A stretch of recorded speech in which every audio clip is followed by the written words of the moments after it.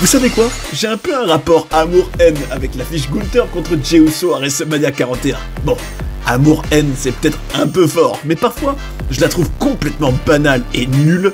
Parfois, ils réussissent à me hyper pendant quelques minutes. Alors, rappelez-vous, la dernière fois qu'on a parlé de cette rivalité, Gunther avait fait saigner le pauvre Jimmy Uso sous les yeux de son frère jumeau, impuissant.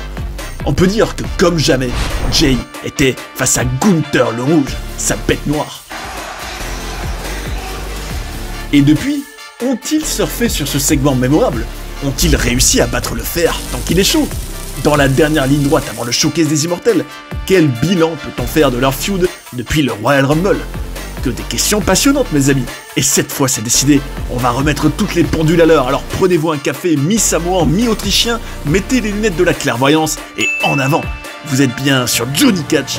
Mon avis tranché sur la dernière ligne droite de la feud Jey Uso-Gunther. C'est parti.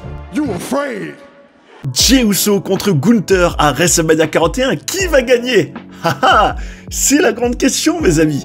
Et quand on voit ce qui s'est passé depuis la fameuse attaque de Gunther contre Jimmy Uso, c'est vrai que il s'en est passé des choses. Autant positives que négatives, je vous le dis tout de suite, il y a quelques éléments qui m'ont vraiment excédé. D'autres où je me dis, tiens, j'aurais aimé que ce soit plus comme ça, c'est pas mal du tout, là. Alors, de quoi je parle concrètement? Déjà, dans la foulée de cette attaque quand même choquante, hein, c'était intense, c'était sanglant, et c'était clairement pas PJ d'ailleurs, on avait donc un face-à-face à Raw, dans le 7 avril, Jey Uso contre Gunther au micro. Probablement d'ailleurs, finalement, si on prend du recul, c'est finalement ce que ça a été, hein, le dernier vrai face-à-face, après toutes ces semaines de build-up, parenthèse, des semaines beaucoup trop longues, qu'est-ce que c'était long, nom d'un chien, j'ai l'impression que c'était il y a 20 ans, quand Jey Uso gagnait le Rumble. Bon, après, en soi, c'était il y a que quelques mois, hein, mais bon, ce qui est certain, c'est que cette feud a été presque interminable. Mais elle s'est conclue, en tout cas leur face-à-face, par une interaction que j'ai bien aimée. Pourquoi? Parce que Jey Uso est allé dans l'émotion.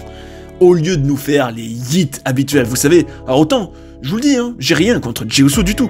Je l'aime bien, et je suis content pour lui qu'il ait son heure de gloire, je trouve qu'il la mérite, je trouve qu'il s'est battu pour ça, et qu'il en a fait du chemin depuis sa toute première association avec Roman Reigns en 2020, et que je me dis, là on est 5 ans plus tard, et il est peut-être sur le point de devenir champion du monde poids lourd à WrestleMania. Nom d'un chien, quel chemin parcouru, et quel beau parcours pour lui, c'est bien pour lui, c'est cool.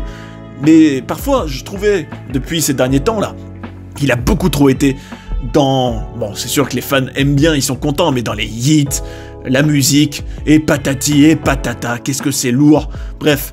Et cette fois-ci, c'était différent, pourquoi? Parce qu'il a été dans l'émotion, il a dit, en gros, qu'il s'est senti à la fois en colère, qu'il s'est senti impuissant, qu'en gros, pour lui, pour résumer, hein, ça lui a déchiré le cœur de voir son frère jumeau dans cet état-là, à cause de Gunther, et d'être totalement impuissant, puisque, rappelez-vous, il était attaché au corps du ring, il pouvait rien faire, et que c'était quelque chose qui l'avait vraiment chamboulé. Mais c'est ça qui est bien aussi avec ce segment, c'est qu'on avait l'impression de voir un nouveau Jey Uso bien plus sérieux, bien plus affecté, qui était vraiment encore très marqué par ce qui s'était passé la semaine d'avant. Et là je dis bravo Jey, bravo la WWE. Vous n'oubliez pas la dernière fois qu'on a vu ce personnage, et vous ne faites pas comme si ça n'avait jamais existé. Non, Jey Uso il a eu la lucidité et en gros la bonne idée d'être encore comme si ça venait d'arriver, et d'être encore très marqué par ça, ce qui est logique, hein, mettez-vous à sa place, c'est une scène qui doit marquer. Ça aurait été complètement incohérent s'il est arrivé en sautant comme un kangourou, en chantant yit yit yit. Donc ça j'ai bien aimé, mais ce qui était très intéressant, c'est qu'il a dit, autant je me suis senti impuissant, en colère, mal, mais j'ai réalisé une chose, j'ai plus peur de toi. Et là, Gunther, alors, autant Gunther d'ailleurs, son look, ce qui m'a fait rire, c'est que c'était un peu un mélange, vous savez, bon, paix à son âme, le regretté Bray Wyatt, vous savez, son père était catcheur, c'était le fameux IRS, le personnage de contrôleur des impôts, ce qui est drôle quand il pense, et vous savez, il avait une chemise blanche et une cravate rouge, ce personnage. Gunther avait exactement le même look, c'était un peu un mélange entre IRS et Corporate Kane, vous savez, quand Kane était avec l'Authority, et qu'il avait souvent une cravate rouge, ça m'a fait rire. Je me disais, Gunther, qu'est-ce que c'est que ce look? Bon, au moins, c'est pas un look ridicule, hein, c'est juste, c'était marrant, ça rappelait un peu des personnages.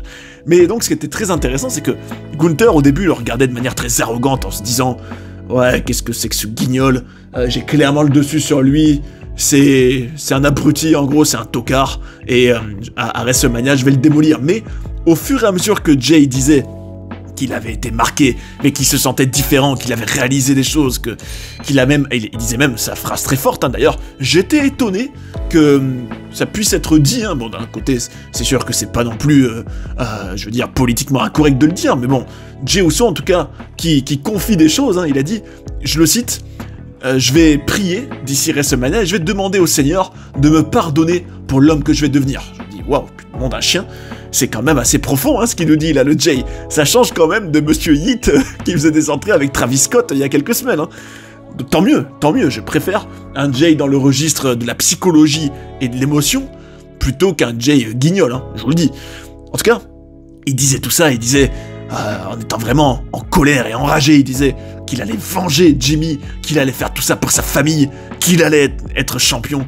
Et un Gunther qui au début était arrogant et le prenait clairement pas au sérieux, simplement par des expressions du visage, montrait qu'il était depuis inquiet. Et je trouvais ça très bien parce que on avait vraiment l'impression que le Gunther le Rouge, hein, en faisant ce qu'il a fait à Jimmy, et en étant donc un bourreau vicieux, a réveillé un peu la bête en Jay, a réveillé le tigre qui sommeillait beaucoup trop en Jay depuis un moment, au détriment, enfin plutôt au bénéfice d'un guignol. Bon, même si, bon, j'exagère parce que en soi, les entrées avec le public qui est tout excité et tout, c'est marrant, hein, c'est divertissant, il y a de l'ambiance. Mais c'est sûr que je préfère un Jey Uso en mode tigre enragé. Hein. Enfin, en tout cas, on est plus hypé quand on voit ce Jey Uso là que l'autre. Bref, en tout cas, Gunther semblait inquiet et semblait se dire mince, aïe aïe aïe. J'ai envie de dire, en tant qu'Autrichien, peut-être que dans sa tête il se disait scheisse. J'ai réveillé en gros Jay là et je suis un peu dans la panade pour WrestleMania là. Et d'ailleurs, on notera que dans ce segment là, Jay ne disait pas du tout de yeet. Et bravo à lui d'ailleurs, il a pas du tout été incohérent en faisant des choses pour le public, pour créer de l'interaction. Non, il a été personnel, sérieux, et j'ai bien aimé, je vous le dis.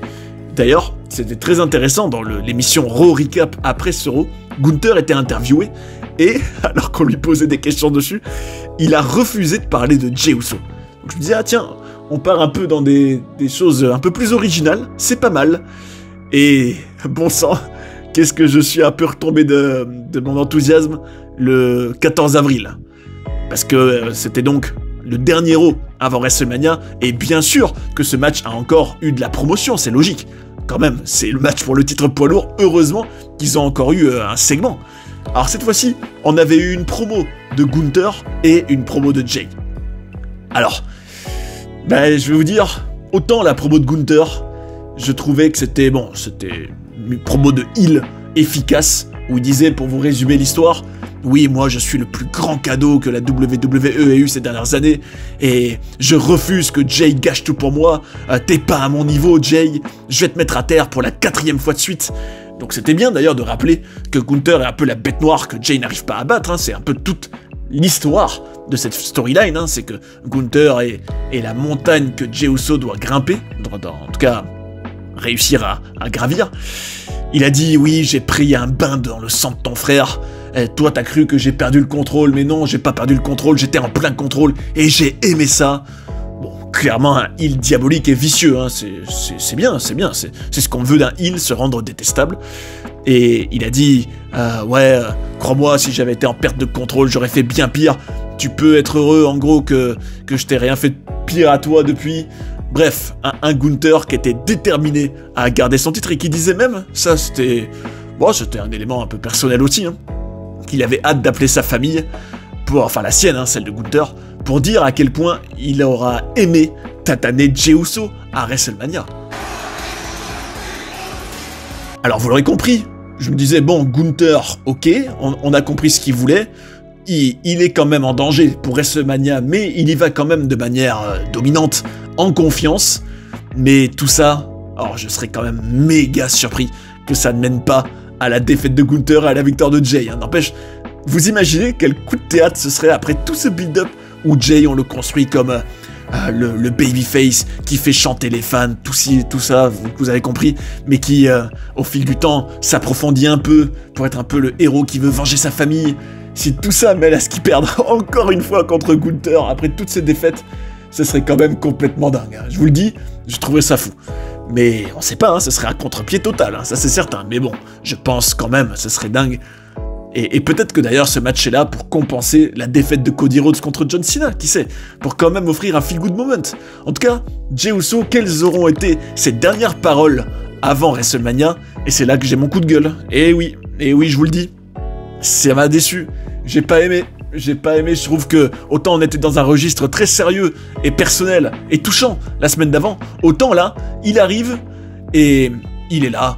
Il se met sur la table, il se met à yitter, et je me dis, mais oh, Jay, pourquoi tu te mets à être dans ce registre-là, alors que c'était génial la semaine dernière, t'étais bien plus sérieux, t'étais bien plus attachant, et tu recommences à faire tout ça pour les fans, à vouloir leur faire plaisir. Non, Jay, non. Là, pour le coup, ma hype en a pris un petit coup. C'est vrai, en tout cas, j'étais bien plus hypé la semaine d'avant. Et il a dit, oui, on me demande comment je me sens, mais je vous le dis, en gros, moi je suis, ça y est, I'm locked in, je suis focalisé, je suis concentré, déterminé à me battre pour ma famille, les mecs. Et ouais, il a pas dit grand chose en réalité. Et bref, on notera quand même en termes de mise en scène, bon, pour ce que ça vaut, hein, que le fait qu'il soit debout sur la table et qu'on le filme et qu'il regarde la caméra de cet angle-là avec les bofs derrière lui, ça crée parfois des images que je trouvais pas mal. Enfin, d'habitude, vous savez, on a tellement, en gros, la coutume que tout ça, ça se passe dans le ring. Alors quand lui est debout sur sa table pour sa promo, ça crée un peu des visuels originaux, c'est sûr. Mais il a dit, ouais, Gunther, t'as peur que je te botte les fesses à WrestleMania. Bon, là, pour le coup, je me dis, bon, là, clairement, on a redescendu d'un cran là par rapport à la semaine d'avant, c'est beaucoup moins profond et c'est clairement des choses très écrites, très scriptées, très stéréotypées qu'on a tout le temps juste avant un match à la WWE, en tout cas trop souvent. Et après il demandera à ce qu'on joue sa musique et il conclura en yitant encore et encore. Donc là, à ce moment-là, je vous dis, bah, je fais mon bilan. Ma hype, alors elle en est où pour WrestleMania entre ces deux hommes là, ce match-là? Qu'est-ce que j'en pense? Bah je me dis, en fait, finalement, et c'est un peu le bilan de cette feud, hein, c'est un peu à chacun de se concentrer sur les bons aspects de cette histoire. Par exemple, et ce sera mon bilan de cette rivalité, hein, en fin de compte, et dites-moi en commentaire si vous êtes plus convaincu, plus emballé, dites-le moi, hein, je demande qu'à en parler, mais moi mon bilan ce sera, bah écoutez, si je me concentre sur Jay et que je me dis, regarde, c'est son heure de gloire, c'est son grand moment, il a su montrer différentes émotions, il a été quand même impuissant face à son frère jumeau attaqué. Il doit vaincre sa bête noire Gunther le Rouge qu'il a jamais vaincu. Il a, depuis toutes ces années, attendu ce moment. Et c'est sa grandeur là. Il doit finir son histoire lui aussi. Alors là je me dis oui, en pensant à tout ça, j'ai envie de voir le match et j'ai envie de voir Jay triompher. D'un autre côté, je peux aussi me dire, et ça c'est l'effort que je fais moi-même en tant que fan, je me dis, ah quand même, Gunther, il est quand même... un champion sérieux, il prend le catch au sérieux, il s'habille bien, il représente quand même plutôt bien la compagnie et ce titre, il est plutôt crédible, alors autant j'aurais aimé qu'il soit bien plus effrayant, alors il l'a quand même été quand il a fait saigner Jimmy, ça c'est sûr, mais globalement, je trouve qu'on l'a trop des fois présenté comme un heel un peu lâche, bon bref, classique quoi, on a l'impression qu'à la WWE, soit t'es un babyface courageux, soit t'es un heel lâche, dommage, hein, dommage, ça pas vraiment de sens, je trouve. Bref. En tout cas, en me concentrant sur certains aspects, j'ai aussi de la hype. Je me dis, oh, Gunther, quand même, il est plus en danger que jamais, là. Il pourrait très bien perdre son titre poids lourd, là. Et ouais, c'est vrai que, à la manière un peu de Sami Zayn pour WrestleMania 40 contre lui, là, où c'était la fin de son grand règne intercontinental, je me dis, est-ce que 2 WrestleMania d'affilée, Gunther va arriver en champion et perdre et offrir un grand moment à son adversaire? Quand même, Gunther, c'est pas non plus le faire-valoir ultime de tout le monde, hein. Donc, il y a du suspense, c'est sûr. Donc, en me concentrant sur tout ça, je me dis, c'est intéressant, mais de l'autre, je peux aussi me dire, ouais, mais bon, c'est quand même prévisible, je sens quand même que Jay, tout ça, c'est fait pour le faire gagner. Je trouve quand même, malgré tout, que tout ça, ça s'est éternisé, que autant on aurait eu ce match peut-être juste après le Rumble, et encore, parce que le pire, c'est que c'est pas la première fois qu'on le voit. Donc je me dis, ouais, c'est une affiche que j'ai déjà vue, alors oui, il y a cet aspect, enfin réussir à le battre, ok, j'aime bien, ça me plaît bien, ok, mais... Enfin, j'ai l'impression que Gunther Jey Uso, c'est déjà de l'histoire ancienne, alors qu'on arrive à leur affiche la plus importante, là.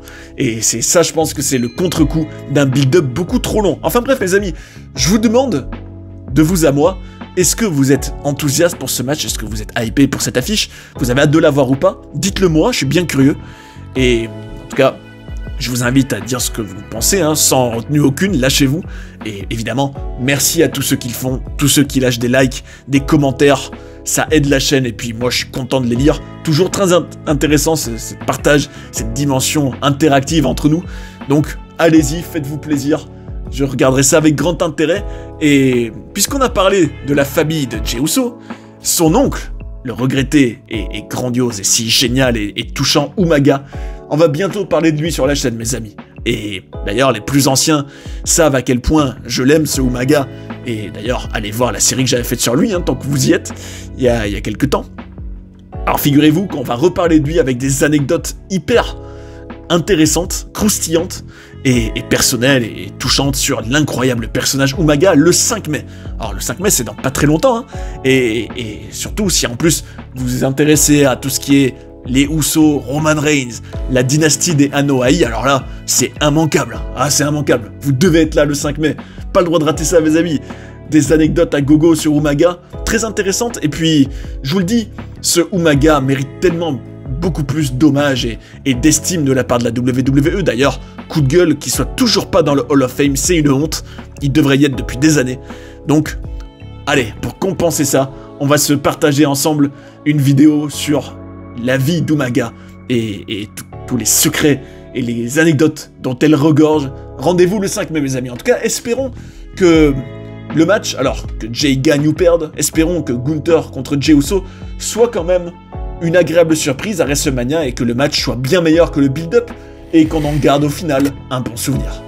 D'ailleurs, si vous avez envie de découvrir des documentaires sur des personnages incroyables ou d'apprendre plein de coulisses et de controverses de la WWE, j'ai tout ce qu'il vous faut ici. J'espère que vous avez passé un bon moment devant cette vidéo et je vous invite à rester sur Johnny Catch pour en voir d'autres. A tout de suite. And that's the bottom line, 'cause Stone Cold said so.